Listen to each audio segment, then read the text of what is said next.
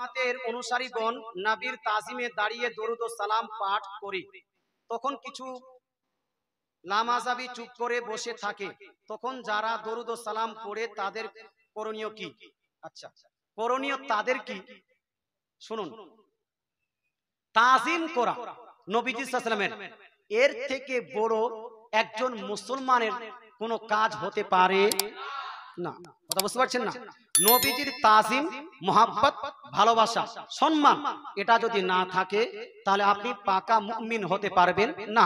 বুখারী শরীফ প্রথম খণ্ড হাদিস পৃষ্ঠা নাম্বার 7 এর মধ্যে নবীজি সাল্লাল্লাহু আলাইহি ওয়াসাল্লামের হাদিস ইরশাদ করেছেন নবীজি, লা ইউমিনু আহাদুকুম হাত্তা ইয়াকুনা আহাব্বা ইলাইহি মিন ওয়ালিদিহি ওয়া ওয়ালাদিহি ওয়ান নাস আজমাইন। নবীজি বলছেন যে শুনো, তোমরা ততক্ষণ পর্যন্ত মুমিন হতে পারো না যতক্ষণ পর্যন্ত না আমাকে নিজ সন্তান সন্ততি অপেক্ষা, নিজ মাতা পিতা অপেক্ষা, নিজের সমস্ত রিলেটিভস অপেক্ষা বেশি সম্মান ও ভালোবাসা না দিয়েছো। জোরে বলেন সুবহানাল্লাহ। তো তাজিমে নবী করা উচিত। হ্যাঁ, তো আমাদেরকে শুধু না, সবাইকে করা উচিত, সবাইকে। ব্রাদ ইসলাম, এবার শুনুন, এই কিয়াম যেটা সুন্নিরা আমরা করি, যেটা আমরা সুন্নিরা করি, এই সুন্নিরা যেটা কিয়াম করি, নবীজিকে দাঁড়িয়ে সালাম জানাই। আচ্ছা, কিয়ামের প্রমাণ আছে কি নাই এটাও একটু বলে দিই। অনেকগুলো মানুষ বলছে কিয়ামের প্রমাণ নাই, কিয়ামের প্রমাণ নাই। তো শুনো, কিয়ামের প্রমাণ। বিশ্বের মধ্যে সর্বশ্রেষ্ঠ হাদিস গ্রন্থ বুখারী শরীফ। কোন কিতাব? বুখারী শরীফ, জিল নাম্বার 2, হাদিস নাম্বার 62। কত নাম্বার হাদিস বললাম? 62-62 মধ্যে কিয়ামের প্রমাণ আছে। জোরে বলেন সুবহানাল্লাহ। সুনান আবু দাউদ, জিল নাম্বার 2, হাদিস নাম্বার 52, 17, 52, 18, 52, 19, তিনটি কন্টিনিউ হাদিস নিয়ে এসেছেন ইমাম আবু দাউদ। বাবু মাজা ফি কিয়াম, ফিল কিয়াম, কিয়ামের বর্ণনায় তিনি তিনটি হাদিস নিয়ে এসে কিয়ামকে প্রতিষ্ঠিত করেছেন। বলেন সুবহানাল্লাহ। কিয়াম জায়েজ, এখানে কিয়ামকে জায়েজ না জায়েজ এখানে প্রশ্ন করা হয়নি। এখানে প্রশ্ন করা হয়েছে যে যদি কেউ কিয়াম না করে তাকে কি করব। কিয়াম আমাদের কাছে জায়েজ, এটাকে আমরা মুস্তাহাব বলি। কি বলি? মুস্তাহাব। মুস্তাহাব কোন কর্মকে বলা হয়? মুস্তাহাব কর্ম হলো যেই কাজ করলে নেকি আর যেই কাজ না করলে গুনাহ। এই জালসা করাটাকে কি বলি আমরা? মুস্তাহাব। কি বলি আমরা? মুস্তাহাব। করলে নেকি, না করলে গুনাহ নাই। জালসাতে আজকে বসে শোনা এটা মুস্তাহাব, করলে নেকি, না করলে গুনাহ নাই। সুতরাং বাড়িতে যারা ঘুমিয়ে আছে তাকে আমরা মারতে যাব না, তারা নেকি থেকে বঞ্চিত থাকলেন। তদ্রূপ কিয়াম যেহেতু মুস্তাহাব, যারা কিয়াম করবে না তাদেরকে কাফির বা গালি দেওয়া আমাদের উচিত নয়। তাদেরকে বলা উচিত, বুঝানো উচিত, ভালোভাবে বুঝিয়ে দিব যে দেখো এই কিয়ামটা হলো মুস্তাহাব কর্ম। বাপু যখন সমাজের অন্যান্য মানুষ দাঁড়িয়ে কিয়াম করছেন, নবীজিকে সালাম জানিয়েছেন, তুমিও দাঁড়িয়ে যাও, 2-4টা নেকি পাবে। এই সমাজকে বিপক্ষে গিয়ে তোমরা বসে থাকো, এটা অনুচিত কাজ হচ্ছে। হ্যাঁ, ওকে বুঝাতে হবে, ভালো করে বুঝাতে হবে। তবে এর জন্য তাকে মারা পিটা, তাকে যেন এ করা, এটা উচিত হবে না। কথা বুঝতে পারছেন? হ্যাঁ, বুঝানো উচিত। কি করতে হবে? বুঝাতে হবে, বুঝালে চলবে। বর্তমান সবাই স্বাধীন বাপ, জবরদস্তি কিছু করবেন মানুষ বুঝবে না। জুলুস ও মিলাদ নবী সাল্লাল্লাহু আলাইহি ওয়াসাল্লাম, নবী পাক সাল্লাম অথবা সাহাবায়ে কেরাম আমলে হয়েছিল কিনা, যদি হয়ে থাকে তাহলে তার সহিহ হাদিস থেকে উদ্ধৃতি করা যায়। অর্থাৎ জুলুস, ঈদে মিলাদুন নবী, নবীজি সাল্লাল্লাহু আলাইহি ওয়াসাল্লামের মিলাদ শরীফ পালন করা, এটা নবীর জামানায় ছিল কি ছিল না? বলবো ভাই, এটার উপর বিদআতের ফতোয়া আছে, কিয়ামের উপর বিদআতের ফতোয়া আছে। এইটা আলোচনা করলে আমার ইউটিউবে একটা লেকচার আছে ঈদে মিলাদুন নবী সাল্লাল্লাহু আলাইহি ওয়াসাল্লাম প্রসঙ্গে। এই প্রসঙ্গে অনেক আলোচনা। বাংলাদেশের এখন বর্তমান ইউটিউব দেখেন, আপনি ইউটিউব দেখেন, বাংলাদেশের ইউটিউবের বক্তা অধিকাংশ যারা আমাদের আহলে সুন্নাত ওয়াল জামাতের নয়, তারা বলছে যে ঈদ মুসলমানদের জন্য মাত্র 2টা। কয়টা? 2টা। সবাই বলছে তাদের মাত্র মুসলমানদের জন্য ঈদ কয়টা? 2টা। একটা হলো ঈদুল ফিতর আর একটা হলো ঈদুল আজহা। কিন্তু আমার প্রশ্ন হলো, তাদের এই কথাটা কি ঠিক না ভুল? আমাদেরকে দেখতে তো হবে। আর মিলাদুন নবী, নবীজির জন্মদিন পালন নবীজি অথবা সাহাবায়ে কেরাম করেছেন কি করেননি, এই 2টা জিনিস আমি একটু আলোচনা করতে চাই। করব? 10 মিনিট করব ভাই? টাইম হয়ে গেছে, আমাকে ইশারা দিয়ে দিয়েছেন যে টাইম হয়ে গেছে, তবে আপনারা শুনলে শোনাবো। হে মুসলমান, প্রথম প্রথম জিনিসটা যেটা হলো ঈদ মাত্র দুইটা, এই ধারণাটা ভুল। মুসলমানদের ঈদ মাত্র দুইটা নয়। হাদিস নিন, এই হাদিসটি লিপিবদ্ধ আছে সুনান ইবনে মাজাহ জিল নাম্বার 1 হাদিস নাম্বার 1152। কত বললাম আমি? 1152। হাদিসটাকে আহলুল হাদিসের বড় একজন ইমাম নাসিরউদ্দিন আলবানী পর্যন্ত সহিহ বলেছেন। এই হাদিসটি মুয়াত্তা ইমাম মালিক জিল নাম্বার 1 হাদিস নাম্বার 144 এর মধ্যে আছে। দুইটি কিতাবের হাওয়ালা দিলাম, হাদিসটি সহিহ হাদিস। এখানে নবীজি সাল্লাল্লাহু আলাইহি ওয়াসাল্লাম ইরশাদ করেন, ক্বালা রাসূলুল্লাহ সাল্লাল্লাহু আলাইহি ওয়াসাল্লাম ফি জুমাতিন মিনাল জুমাই, নবীজি সাল্লাম এক জুম্মার দিনে খুতবা দিচ্ছেন, এক জুম্মার দিনে খুতবা দিচ্ছেন। জুম্মার দিনে খুতবা দেওয়ার সময় নবীজি বলছেন, ইন্না হাযা ইয়াউমু ঈদিন জালাহুল্লাহু লিল মুসলিমিন। জোরে বলেন সুবহানাল্লাহ। নবীজি বলছেন, শুনো আমার উম্মত উম্মতিরা, এই যে জুম্মার দিন, এই জুম্মার দিনটা হলো ঈদের দিন। বলেন সুবহানাল্লাহ। জুম্মার দিনটা কিসের দিন? ইয়াউমু ঈদিন, এটা হলো ঈদের দিন। ঈদের দিন কার? কাফিরের জন্য, হিন্দুদের জন্য, খ্রিস্টানদের জন্য, বৌদ্ধদের জন্য, কার জন্য? নবীজি আগে বলছেন জালাহুল্লাহু লিল মুসলিমিন, নবীজি এই দিনটাকে ঈদ বানিয়েছেন মুসলমানদের জন্য। জোরে বলেন সুবহানাল্লাহ। তো মুসলমানদের ঈদ কয়টা হলো? এই জুম্মা বছরে কয়টা বাপ? এই জোরে বলেন কয়টা? 52। 52টা জুম্মা বছরে, তাহলে 52টা ঈদও হবে। 52টা কার কথা মোতাবেক? নবীর কথা মোতাবেক, নবীর কথা মোতাবেক। আর ঈদুল ফিতর আছে আর ঈদুল আযহা আছে, তো কয়টা হলো? 54। হাদিসের মধ্যে আরফার দিনকেও ঈদের দিন বলা হয়েছে। আরফার দিনকে কি বলা হয়েছে? ঈদের দিন হয়েছে। কয়টা হলো? 55। 55টাই থাক, 55টাই থাক। আরো যদি আলোচনা করা যায় আরো অনেকগুলো হাদিস হবে। হাদিস থেকে প্রমাণিত কমসে কম 55টি ঈদ, কিন্তু একজন মানুষ এই 55টি ঈদের মধ্যে গোটা জীবন গবেষণা করার পর মাত্র 2টা পৌঁছেছে। 55টা যদি অর্ধেকও বলতো বা 54-এর আধাও যদি বলতো, আধা কয়টা? আধা কয়টা? 27টা। 27টাও যদি বলতো তাহলে মানে মনে হতে না কিছু গবেষণায় আগিয়েছে, গবেষণা কিছু আগিয়েছে। কিন্তু গবেষণা করে গোটা জীবনের গবেষণার পর তিনি বলছেন মাত্র ঈদ হলো মুসলমানদের ঈদ। এই দিকে আমার নবী বলছেন না, জাআলাহুল্লাহু লিল মুসলিমিন, আল্লাহ তাআলা এই জুম্মার দিনকে মুসলমানদের জন্য ঈদ বানিয়েছেন। সুতরাং মুসলমানদের জন্য ঈদ মাত্র 2টা নয়। তাদের এই কথা ভুল, এই কথা থেকে তাদেরকে তওবা করে নেওয়া উচিত। কারণ হাদিসের বিপক্ষে নিজের মত প্রতিষ্ঠিত করা এটা হলো গুমরাহি, এটা হলো সুন্নতের বিপক্ষে কথা, এটা হাদিসের বিপক্ষে কথা। এই কথাটাই হলো বিদআতে কাবিহা। এটা হলো কি? বিদআতে কাবিহা। কথাটা হলো বিদআতে কাবিহা। হে মুসলমান, তো ঈদ প্রসঙ্গে আলোচনা হলো। আচ্ছা, আরেকটা প্রশ্ন এখানে হয়ে গেল, আর জুম্মার দিনটা ঈদ কেন বাবা? বলতে পারবেন? জুম্মার দিনটা ঈদ কেন বলা নাই, জানা নাই? শুনুন, বলবো।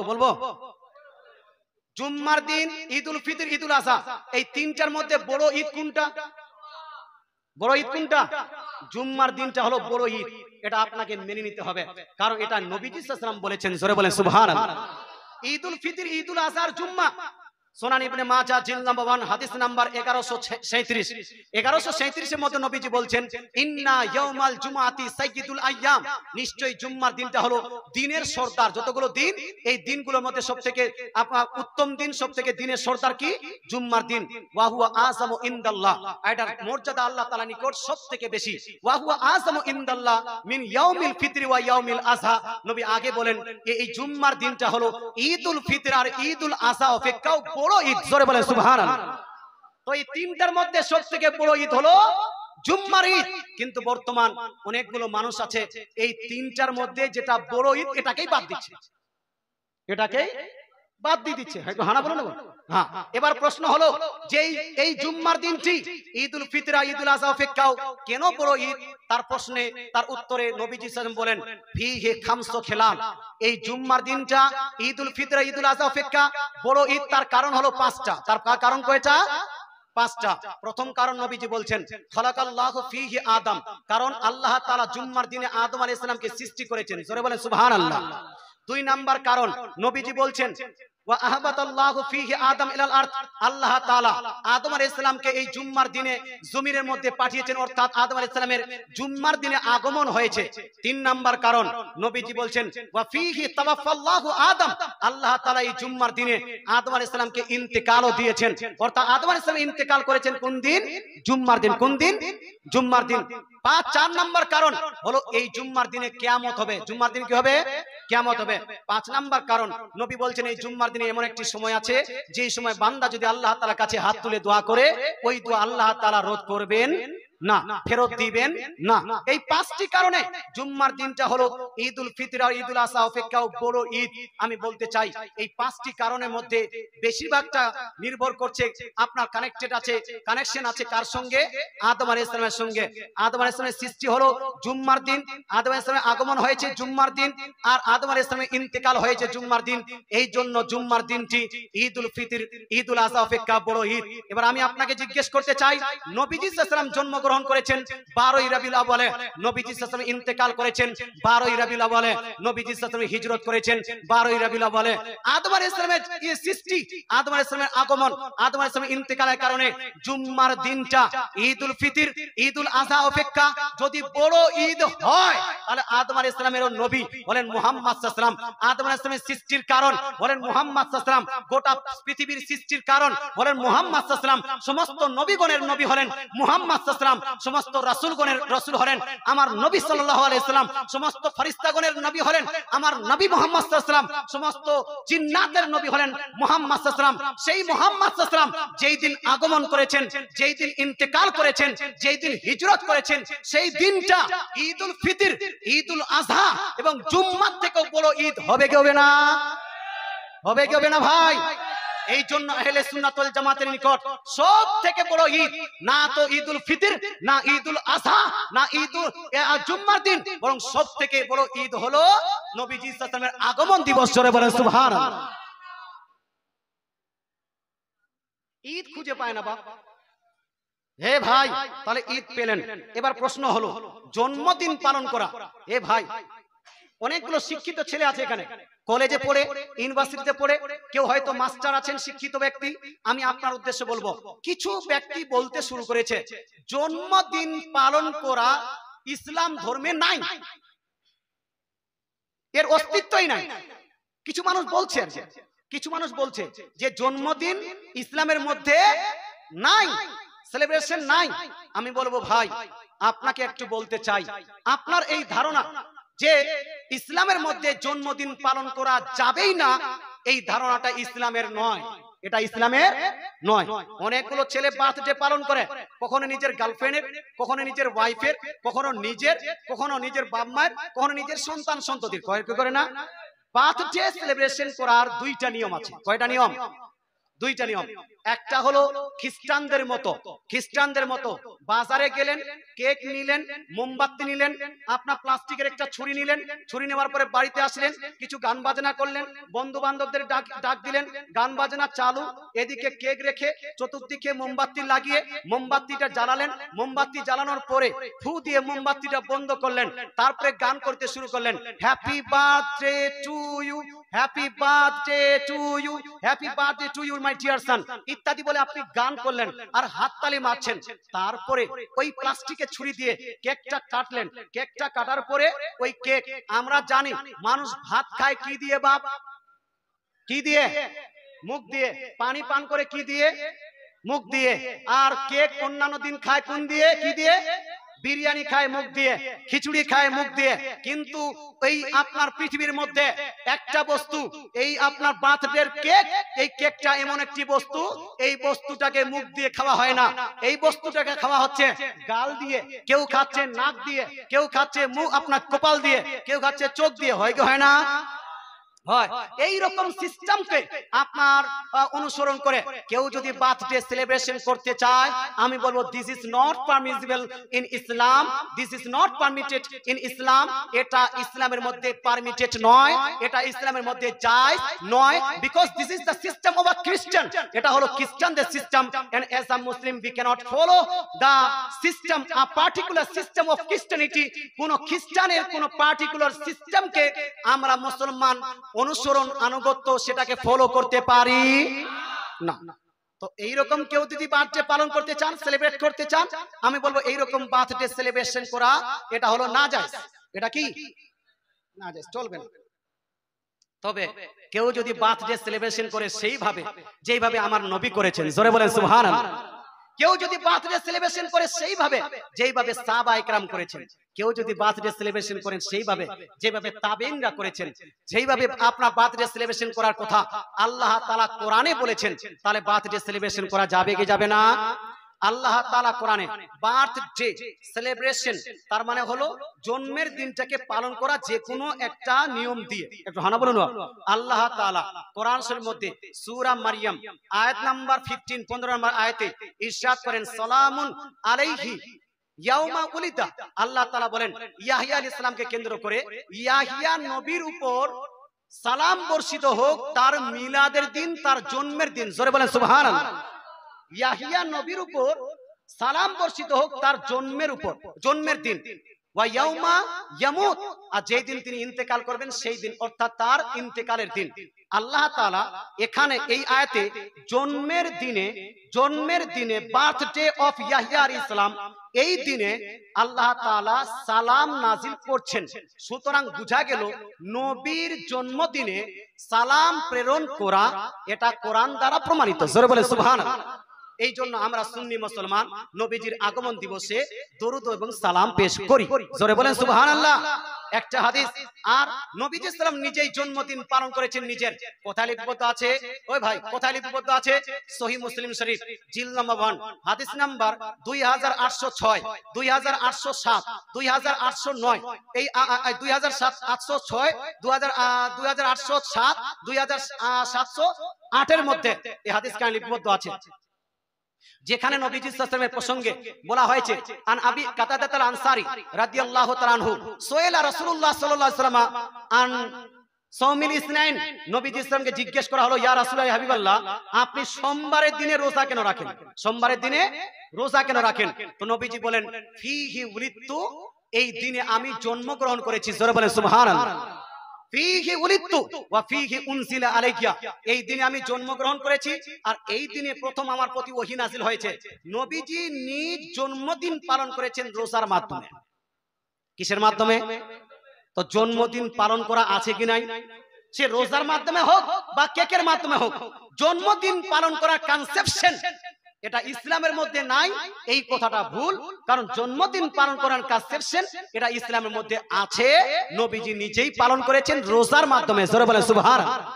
কিসের মাধ্যমে? আপনি বলবেন হুজুর তাহলে আপনারা রোজার মাধ্যমে পালন করেন। আমি আমার লেকচারে বহু জায়গাতে বলেছি রোজার মাধ্যমে পালন করতে বলেছি। তবে কেউ যদি জুলুসের মাধ্যমে পালন করে তো বেদাত হয়ে যাবে। কেউ যদি আপনার ওই গরু জবাই করার মাধ্যমে কেউ পালন করলে কি বেদাত হয়ে যাবে? ইমাম বুখারীর উস্তাদের উস্তাদ ইমাম আব্দুর রাজ্জাক মুসান্নাফ আব্দুর রাজ্জাকের মধ্যে জিল নাম্বার 4 পেজ নাম্বার 229 এর মধ্যে লিপিবদ্ধ করেছেন নবীজি সাল্লাল্লাহু আলাইহি ওয়াসাল্লাম প্রসঙ্গে, আন আনাসিন ক্বালা ক্বালা রাসূলুল ক্বালা আক্কান নবী সাল্লাল্লাহু আলাইহি ওয়াসাল্লাম আন নাফসিহি বাদামা বুইসা বিন নবুওয়াতি। নবীজি সাল্লামের সাহাবী আনাস বিন মালিক বলেন, নবীজি সাল্লাল্লাহু আলাইহি ওয়াসাল্লাম 40 বছর অতিবাহিত হওয়ার পরে নিজ জন্মের খুশিতে পশু জবাই করে সাহাবাদেরকে খাওয়ালেন। জোরে বলেন সুবহানাল্লাহ। কি করলেন বাপ? জন্মের খুশিতে পশু জবাই করে সাহাবাদেরকে খাওয়ালেন। তাহলে জন্মের খুশি পালন করা এটা হলো পশু জবাইয়ের মাধ্যমে নবীজির সুন্নাত। জোরে বলেন সুবহানাল্লাহ। তাহলে নবীজি শুধু রোজাই রাখেননি, বরং পশু জবাই করে সাহাবাদেরকে খাইয়েছেন। 3 নাম্বার বিষয়, ঈদে মিলাদুন নবী, মিলাদুন নবীর আপনার মেহফিল করা প্রসঙ্গে নাসাই শরীফ জিল নাম্বার 2 হাদিস নাম্বার 5443 এর মধ্যে লিপিবদ্ধ আছে, নবীজির আগমন দিবসকে কেন্দ্র করে সাহাবায়ে কেরাম মিলাদের জন্য মেহফিল করেছেন আর নবীজি সাল্লাল্লাহু আলাইহি ওয়াসাল্লাম সেই মেহফিলকে প্রশংসা করেছেন। জোরে বলেন সুবহানাল্লাহ। জোরে বলেন না সুবহানাল্লাহ। তাহলে মেহফিল করা সাহাবীদের সুন্নত, গরু জবাই করা নবীর সুন্নত, রোজা রাখা নবীর সুন্নত, আর নবীজি সাল্লাল্লাহু আলাইহি ওয়াসাল্লাম 12ই রবিউল আউয়ালে নবীজি সাল্লাল্লাহু আলাইহি ওয়াসাল্লামের জন্য জুলুস পালন করা এটা হলো মদিনার সাহাবা, যেই সমস্ত সাহাবা আছে মদিনার সাহাবাদের মধ্যে যুবকের সুন্নত। জোরে বলেন সুবহানাল্লাহ। এটা কোথায় লিপিবদ্ধ আছে? উঠান মুসলিম শরীফ জিলদ নাম্বার 2 হাদিস নাম্বার 7707 7707 এর মধ্যে লিপিবদ্ধ আছে নবীজির আগমন দিবসে 12ই রবিউল আউয়ালে সর্বপ্রথম মদিনার সাহাবায়ে কেরাম জুলুস পালন করেছেন। এবার আমার প্রশ্ন, নবীজির আগমন দিবসকে পালন করা যাবে কি যাবে না? জন্মদিনকে পালন করা যাবে কি যাবে না? নিজের ছেলে, নিজের স্ত্রী, নিজের জন্মদিন যদি পালন করতে চান, জায়েজ পদ্ধতি হলো সেই দিন যেই দিন আপনার স্ত্রী বা আপনার বেটা বা আপনার বেটি জন্মগ্রহণ করেছেন, সেই দিনটা যদি আপনি পালন করতে চান, ইসলামিক নিয়ম নীতিতে যদি পালন করেন, সেটা জায়েজ হবে এবং নেকির কাজ হবে। ইসলামিক নিয়ম নীতি মানে সেই দিন আপনি রোজা রাখলেন, এর দ্বারা পালন করতে পারবেন বেটির বার্থডে। আপনি সেই দিন মিলাদের আয়োজন করলেন, সেটার মাধ্যমে আপনি পালন করতে পারবেন। সেই দিন গরিব মিসকিনদের খাবারের আয়োজন করলেন, সেটার মাধ্যমে পালন করতে পারবেন। জন্মদিনে আপনার বেটির জন্মদিনে বস্ত্র বিতরণের জন্য আপনি আয়োজন করলেন, সেটার মাধ্যমে আপনি আপনার বেটির জন্মদিন পালন করতে পারেন। কি বলছে, ফ্রি মেডিকেল ক্যাম্প বা ব্লাড ডোনেশন ক্যাম্প করে আপনি জন্মদিন পালন করতে পারেন, অথবা আপনার গরিবের মধ্যে আপনার টাকা বিতরণ করার মাধ্যমে, সাহায্য করার মাধ্যমে আপনি বিতরণ করতে জন্মদিন পালন করতে পারেন। জায়েজ কাজের মাধ্যমে আপনি নিজেরও জন্মদিন পালন করতে পারেন। এটা জায়েজ আছে, শরীয়তে যেটা জায়েজ সেটাকে না জায়েজ বলা যাবে না। একবার দরুদ শরীফ।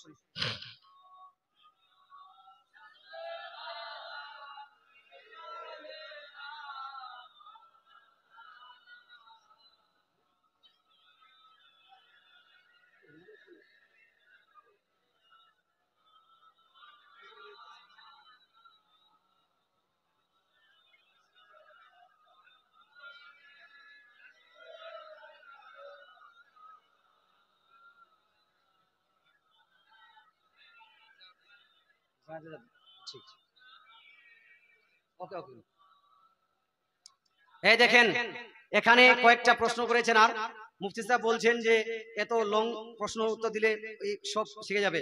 পীর হওয়ার শর্ত কি কি? সংক্ষিপ্ত আকারে পীর হওয়ার 4টা শর্ত আছে। তাকে পাকা ইমানদার হতে হবে। কি হতে হবে?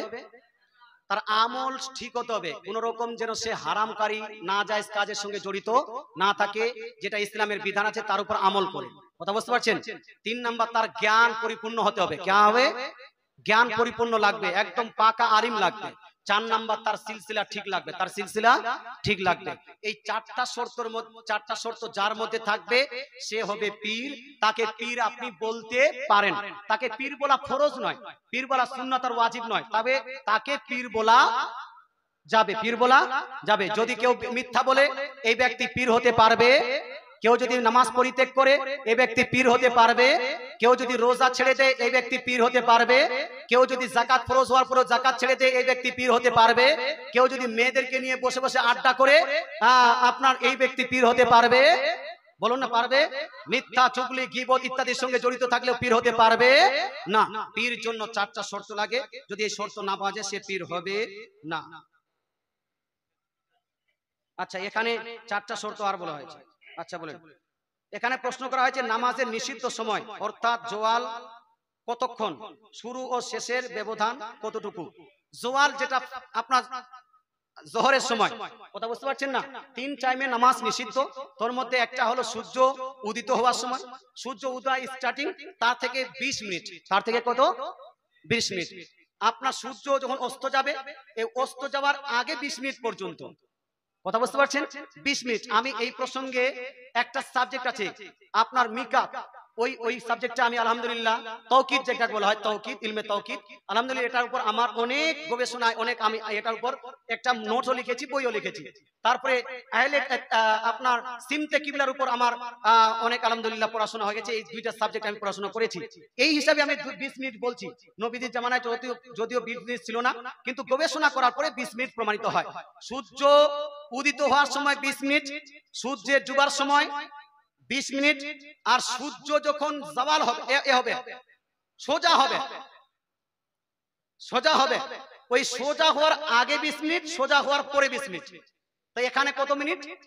40 মিনিট। হ্যাঁ, এখানে 40 মিনিট। এই 40 মিনিট এটাতে নামাজ পড়া নিষিদ্ধ আছে।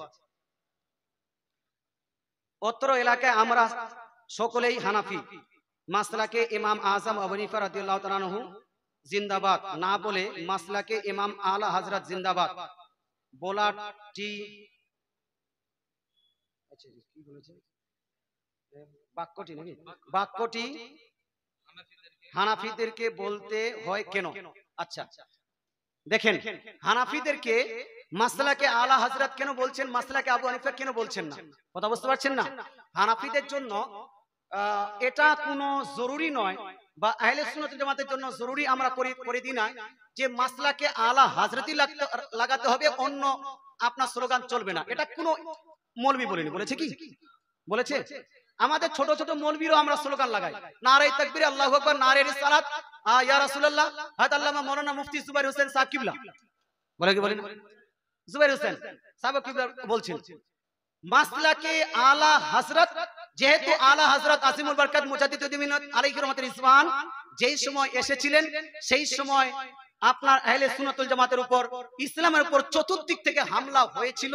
আর আলা হযরত সেটাকে স্বতন্ত্রভাবে আপনার হাজারের অধিক কিতাব লিপিবদ্ধ করে সমস্ত ফিতনার খণ্ডন করে দিয়েছিলেন আর মুসলমানদের ঈমানের রক্ষা করেছেন। এই জন্য তিনার একটু আর কাছাকাছি চুকে আপনার 150 বছর আগে আপনার ওনার লেখালেখি শুরু আপনার শেষ হয়েছে। তো এই রকম আপনার যেহেতু আলা হযরত 150 বছর আগে, 104 না 5 বছর চললো, এটা 104 বছর হলো উনার ইন্তেকাল, কাছাকাছি উনি বিশাল বড় আকারে আমল করেছেন, সেই হিসাবে উনার নামটা বেশি উল্লেখ করা হয়। তবে মাসলাকে ইমামে আজম, মাসলাকে আবু হানিফা, এই সমস্ত মাসলাকের স্লোগান আপনি দিতে পারেন, কোনো সমস্যা নাই, কোনো সমস্যা নাই। আপনাকে যদি দেবার ইচ্ছা করে আপনি দিবেন, কোনো সমস্যা নাই। আহলে সুন্নাত ওয়াল জামাতের কোনো মৌলভী সাহেব আপনাকে নিষেধ করবে না। আমাদের কথা হলো যে কোনো আপনি ইমামের করতে পারেন। ইমাম মাসলাকে ইমাম বুখারী কেউ দিতে পারে, ইমাম বুখারী জিন্দাবাদ, ইমাম বুখারী জিন্দাবাদ বলতে পারে, কথা বুঝতে পারছেন না? ওই রকম ইমাম আবু হানিফা রাদিয়াল্লাহু জিন্দাবাদ বলবেন, কোনো সমস্যা নেই। এমনটা নয় যে আমরা যে মাসলাকে আলা হযরত লাগাই এটা ইমাম আযম রাদিয়াল্লাহু তাআলা আনহুর মাসলাককে ঘৃণা করে লাগাই, এই রকম বিষয় নাই। আচ্ছা, এই যে লম্বা প্রশ্ন চলে এসেছে এখানে, এটা বলা যাবে না। একটু দরুদ শরীফ পড়ুন, আল্লাহুম্মা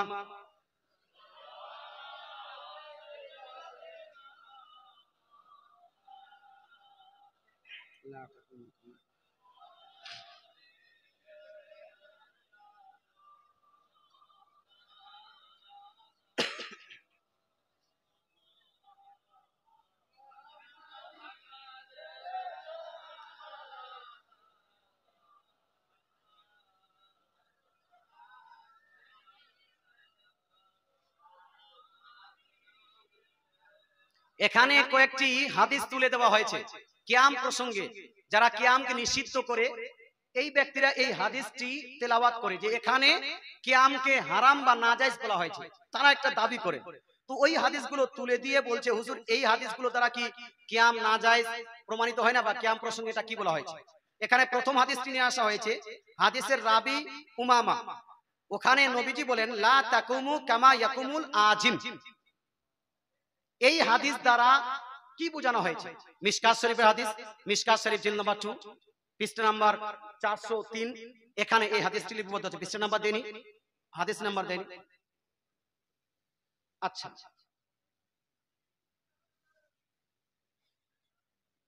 দাদু আপনি আমাকে চশমা পরে দেখবেন না। ও ভাই, আপনাকে বলছি, ওই রকম মন মোড়া করে আমাকে দেখবেন না। হাসতে হাসতে দেখো না। আমি তিনজনকে তিনটা কথা বললাম। দাদু আপনাকে বললাম যে আপনি চশমা পরে আমাকে দেখেন না। আচ্ছা বলুন তো ভাই, এই কথাতে আমি কি দেখা বন্ধ করেছি? একটু হানা বলুন না। কি বন্ধ করলাম? চশমা। কি বন্ধ করলাম? চশমা। চশমা পরে আমাকে দেখেন না, এটা বন্ধ করলাম না। কিন্তু দেখা বন্ধ করলাম, দেখা চালু থাকবে কি থাকবে না এই কথায় এক বলা হাসতে হাসতে দেখবে না, তার মানে কি দেখাটাই নিষেধ? এটা হানা বলুন না। কি নিষেধ করলাম? হাসাটাকে বন্ধ করলাম, কথা বুঝতে পারছেন? ওই চাচা জানকে বললাম বা বন্ধুকে বললাম আপনি মন মোড়া হয়ে আমাকে দেখবেন না, তার মানে কি একটু মুস্কি মেরে দেখুন আমাকে, কথা বুঝতে পারছেন না? দেখুন, দেখাটা চালু রাখুন। এবার আমি আপনাকে বলি যে হাদিসটা দেওয়া হয়েছে, এতগুলো হাদিসে আমি চারটারই অ্যানালাইসিস করছি না, একটার অ্যানালাইসিস করছি। প্রথমে নবীজি বলছেন লা তাকুমু কামা ইয়াকুমুল আজিম। হে আমার সাহাবায়ে কেরাম, তোমরা আজমিদের মতো কিয়াম করো না। কিয়া করো না? আজমিদের মতো কিয়াম করো না। কথা বুঝতে পারছেন না? নবীজি বলছেন তোমরা আজমিদের মতো কিয়াম করো না, অনারবদের মতো কিয়াম করো না। আচ্ছা বলুন তো, এই জায়গাতে নবীজি কি নিষেধ করেছেন, কিয়াম না অনারবদের মতো? কোনটা? এজর বলুন না। অনারবদের মতো। নবীজি সাল্লাল্লাহু আলাইহি ওয়াসাল্লাম এখানে কিয়ামকে নিষেধ করেন নি। নবী বলছেন তোমরা কিয়াম করো, কিন্তু কিয়াম করলে আরবিদের মতো কিয়াম করো, আজমিদের মতো কিয়াম করো না। আচ্ছা, আজমিদের মতো আর আরবিদের মতো কিয়ামের মধ্যে পার্থক্যটা কি? মুসলমান আরবিরা কিয়াম করতো, কেউ আসলে বা এ হলে দাঁড়িয়ে যেতেন। কি হতেন? দাঁড়িয়ে যেতেন, সোজা দাঁড়িয়ে যেতেন। আজমিদের মধ্যে আজ থেকে 1500 বছর আগে আপনি হিস্ট্রি খুলে দেখেন, তখন বাদশাহ, এই হিন্দে ভারতের বুকে বাদশারা থাকতো। কি করতো? বাদশারা থাকতো। যে কোনো বাদশাহ যখন আসতো, যে কোনো বাদশাহ যখন আসতো, তখন প্রজারা দাঁড়িয়ে এইরকম দাঁড়িয়ে, এরকম করে, বুঝতে পারছেন? একটু দাঁড়াও, দাঁড়াও, তুমি দাঁড়াও, তুমি দাঁড়াও, তুমি দাঁড়াও, তুমি দাঁড়াও, এইদিকে মুখ করো আর এ করো, এইরকম করতো কি করতো না? আজও আপনি হিস্ট্রি পড়ুন, আমাদের ভারতের কালচার হলো যে বাদশাহ, হ্যাঁ কালচার আপনি পাবেন পুরানো কালচারে, বাদশাদের সামনে এইরকম দাঁড়ায় না কেউ, এরকম দাঁড়ায় না, এইরকম করে মাথা নিচু করে দাঁড়ায়। নবীজি বলছেন তোমরা কিয়াম করবে ওই আজমিদের মতো মাথা নিচু করে, মাথাকে হেড করে তোমরা কিয়াম করবে না, মাথা উঁচু করে কিয়াম করবে। জোরে বলে সুবহানাল্লাহ। এই জন্য আহলে সুন্নাতুল জামাত যখন সালাম পড়ি, ইয়া নবী সালামুন আলাইকা, ইয়া রাসূল সালামুন আলাইকা, ইয়া হাবিব সালামুন আলাইকা, এই রকম করে করি বলি, কারণ এই হাদিসের উপর যেন আমল হয়ে যায়। তো এই হাদিসটা যারা কেন্দ্র করে কিয়ামকে নিষিদ্ধ করছে, আমি বলবো এই হাদিসে কিয়াম নিষিদ্ধ করা হয়নি, এই হাদিসে মতকে নিষেধ করা হয়েছে। কি কাকে? মতকে। যেরকম হাস, এই যে আপনার এর মতো আমাকে দেখবেন না, চশমা পরে আমাকে দেখবেন না, যে পরা, ওইটাকে নিষেধ করা হয়েছে। মতো আজমিদের মতো কিয়াম করা চলবে না। কিয়াম চলবে কার মতো? আরবিদের মতো। কিয়াম চলবে কার মতো? সাহাবীদের মতো। আরে ভাই, আপনি বুঝতে পারছেন না? এটা যদি কিয়াম নিষেধই করতেন, যেই নবী এই হাদিসে নিষেধ করলেন, ওই নবী সাল্লাল্লাহু আলাইহি ওয়াসাল্লাম বুখারী শরীফ প্রথম খণ্ড, দ্বিতীয় খণ্ড, হাদিস নাম্বার 62 সহিহ আপনার আবু দাউদ শরীফ জিল নাম্বার 2 হাদিস নাম্বার 52 17 52 18 52 19, এই জায়গাতে নবীজি বলছেন কুমু ইলা সাইয়্যিদিকুম, তোমরা কিয়াম করো নিজের সরদারের জন্য। জোরে বলে সুবহানাল্লাহ। তোমরা কিয়াম করো নিজের সরদারের জন্য। কুমু ইলা খাইরিকুম, তোমরা কিয়াম করো নিজেদের যারা সম্মানীয় তাদের জন্য। জোরে বলে সুবহানাল্লাহ। কিয়াম যদি একেবারে নিষিদ্ধ হতো, তাহলে সরদারের জন্য কিয়াম আর সম্মানিত ব্যক্তিদের জন্য কিয়ামকে নবীজি করার কথা বলতেন না? না বলতেন না। আচ্ছা, এখানে একটা প্রশ্ন করা হয়েছে, কোন বিছানারত ব্যক্তি নামাজের সময় পা কোন দিকে রাখতে বলবেন হুজুর? জুম্মার নামাজ সানি আজান মসজিদের কোন জায়গায় দিতে হবে? আচ্ছা, এখানে যদি একজন ব্যক্তি টোটালি উঠতেই না পারে, মানে একদম বিছানায় সজ্জিত হয়ে গেছে, এই ব্যক্তি যখন নামাজ পড়বে, এই পা গুলো থাকবে পশ্চিম দিকে। কোন দিকে? এটাই সমস্ত ফুকাহায়ে কেরাম এটাই ব্যক্ত করেছে। কথা বুঝতে পারছেন? 2 নাম্বার বিষয়, আপনি এটা মনে করেন এটা কোনো বেয়াদবি হয়ে গেল, কারণ সেই সময় মানুষ আপনার পশ্চিম দিকে মুখ করবে না, এটা পশ্চিম দিকে করার জন্য, এই আপনার ইয়ে করার জন্য এটা ওই পাটা ওই দিকে রাখতে হবে, না হলে হয় না। কথা বুঝতে পারছেন? তবে পাটা গুটিয়ে রাখার কথা আপনার বলা হয়েছে। আচ্ছা, আরেকটা, জুম্মার নামাজে সানি আজান মসজিদের কোথায় দেওয়া হবে? এই প্রসঙ্গে অনেকগুলো জায়গাতে মতভেদ হয়। কেউ বলে প্রথম লাইনে, কেউ বলে দ্বিতীয় লাইনে, কেউ বলে মসজিদের দরজায়। তবে আমি আপনাকে বলি, সুনান আবু দাউদের মধ্যে হাদিস আছে, নবীজির জামানায়, হযরত আবু বকর সিদ্দিকের জামানায়, হযরত উমরে ফারুকের জামানায়, উসমানে গানির জামানায় আপনার আযান দেওয়া হতো আলা বাবিল মসজিদ, মসজিদের দরজায়। জোরে বলেন সুবহানাল্লাহ। কোথায় দেওয়া হতো? মসজিদের দরজায়। এই জন্য আমি বলবো ভাই, এই আযান নিয়ে মারামারি করার কোনো দরকার নাই। যেহেতু মসজিদের দরজায় সেই সময় আযান দেওয়া হতো, সেহেতু আমাদেরও উচিত সেই দরজায় দেওয়া। তবে এই আযান নিয়ে মারামারি করবেন না, মারামারি করবেন না। আমাদের মধ্যে মারামারি করা যাবে না। আপনি হাদিসের উপর আমল করার চেষ্টা করুন।